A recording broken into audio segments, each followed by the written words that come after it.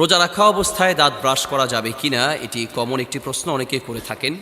প্রথমত হচ্ছে রোজা রাখা অবস্থায় দাঁত ব্রাশ না করলেই ভালো। মেসওয়াক করতে পারেন, এতে কোনো সমস্যা নেই, কিন্তু আপনি যদি পেস্ট দিয়ে দাঁত ব্রাশ করতে যান, অনেকগুলো পেস্টের খুব গন্ধ বা এটা ঝাঁজ একটা আছে যেটা পেট পর্যন্ত চলে যাওয়ার সম্ভাবনা থাকে। প্রচুর ঝাঁজ যদি থাকে এবং খুব দুর্গন্ধওয়ালা বা খুব গন্ধওয়ালা যদি পেস্ট হয়, সে পেস্ট দিয়ে ব্রাশ করা উচিত নয়।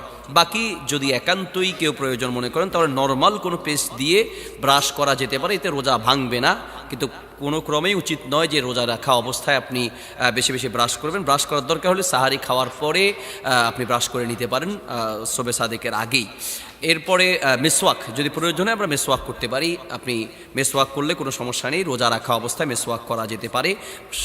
সর্বোপরি কথা হচ্ছে যে ব্রাশ রোজা রাখা অবস্থা না করে পারলে ভালো, একান্ত প্রয়োজনে করা যেতে পারে। শামসুন নাহার স্মৃতি আপনি লিখেছেন, রোজা অবস্থায় টুথপেস্ট দিয়ে ব্রাশ করা যাবে কিনা।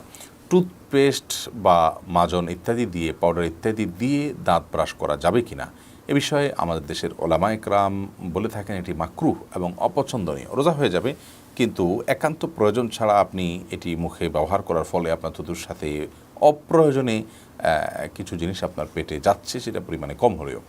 তো এই জন্য এটা আপনার জন্য অনুচিত এবং মাকরুহ। সাহরি খাওয়ার সাথে সাথে আপনি ফজরের আগে আগে ব্রাশ করে ফেলবেন, এরপর দিনের বেলা আপনি মেসওয়াক করবেন কিংবা খালি ব্রাশ দিয়ে আপনি দাঁত ঘষবেন বা পরিষ্কার করবেন। যদিও সৌদি আরবের স্কলারগণ এবং ওলামায়ে কেরাম এটিকে মাকরুহ বলেন না, তারা এটাকে জায়েজ বলেন। কিন্তু মাকরুহ হওয়াটা, অপছন্দনীয় হওয়াটাই হলো অধিকতর যুক্তিযুক্ত, কারণ টুথপেস্ট এটি আমাদের থুতুর সাথে ভেতরে চলে যায়, হোক না সেটা পরিমাণে কম। তো এটিতে একান্ত প্রয়োজন নাই, যার কারণে আপনি সারির আগে আপনি টুথপেস্ট দিয়ে ব্রাশ করেন, পরবর্তীতে খালি ব্রাশ কিংবা মেসওয়াকের অভ্যাস গড়ে তোলেন। যে দিনের বেলা আপনি খাদ্য গ্রহণ করছেন না বিধায় এটা নিয়ে খুব বেশি পেরেশান থাকারও কোনো কারণ নেই। একজন প্রশ্ন করেছেন, আলম মিয়া সরকার, রোজা অবস্থায় টুথপেস্ট দিয়ে ব্রাশ করা যাবে কিনা দয়া করে জানালে উপকৃত হব। আবুধাবি থেকে। ধন্যবাদ প্রিয় ভাই আপনাকে। রোজা থাকা অবস্থায় ব্রাশ করা যাবে, তবে ফোকাহে কেরামের মতামত অনুযায়ী এমন পেস্ট আমাদের জন্য ব্যবহার করা উচিত হবে না যে পেস্টটার মধ্যে অধিক স্বাদ থাকে।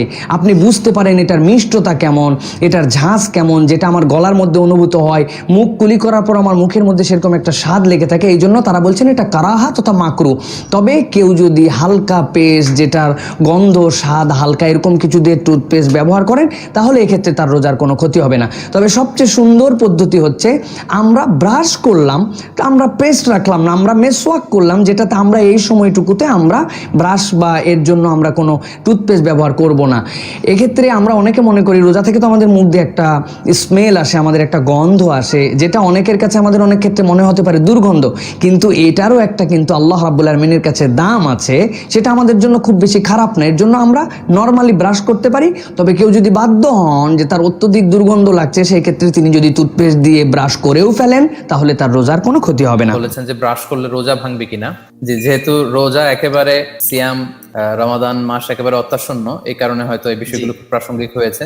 দাঁত ব্রাশের যে কথা বলেছেন, সেক্ষেত্রে মেসওয়াক তো করলে কোনো সমস্যাই নেই। মেসওয়াক রাসূল সাল্লাল্লাহু আলাইহি ওয়াসাল্লাম করতে উৎসাহিত করতেন, সবসময় মেসওয়াকটা হাতে রাখতেন। ইন্তেকালের আগেও তিনি মেসওয়াক করেছেন এবং রাসূল সাল্লাল্লাহু আলাইহি ওয়াসাল্লাম বলেছেন যদি আমার উম্মতের উপর কষ্ট না হয়ে যেত মেসওয়াক করাটাকে ফরজ করে দিতাম। তার মানে এটা খুব গুরুত্বপূর্ণ সুন্নাহ, আমাদের এটা করা উচিত এবং এটা খুব স্বাস্থ্যকর। মেসওয়াক যারা করবে এটা স্বাস্থ্যকর। আর ব্রাশের যে কথাটা বলেছেন যে ব্রাশ করলে রোজা ভাঙবে কিনা, অর্থাৎ টুথপেস্ট ইউজ করে যদি আমরা দিনের বেলায় ফাস্টিং টাইম যেটা থাকে ডিউরেশন, ওই টাইমে যদি আমরা করি রোজা ভাঙবে কিনা, না, টুথপেস্ট ব্যবহার করে ব্রাশ করলে রোজা ভাঙবে না। তবে আমরা এটাকে অনুৎসাহিত করি। আমরা বলি যে সাহারি খাওয়ার পরপরই আপনি পেস্ট দিয়ে ব্রাশ করুন এবং সারাদিন ফাস্টিং অবস্থায় আপনি মেসওয়াক করুন, আবার ইফতারের পর থেকে আপনি টুথপেস্ট দিয়ে ব্রাশ করুন, এটা সবচেয়ে ভালো হয়। কিন্তু কোনো কারণে যদি এমন হয় যে দিনের বেলা একটা সময় তার ব্রাশ করতে তিনি চাচ্ছেন, তো সেক্ষেত্রে আমি বলবো যে খুব বেশি ঝাঁঝালো, যেটা স্বাদ জিহ্বায় খুব বেশি লাগে, খুব ঝাঁঝালো এরকম টুথপেস্ট যদি অ্যাভয়েড করা যায় ওইটা ভালো।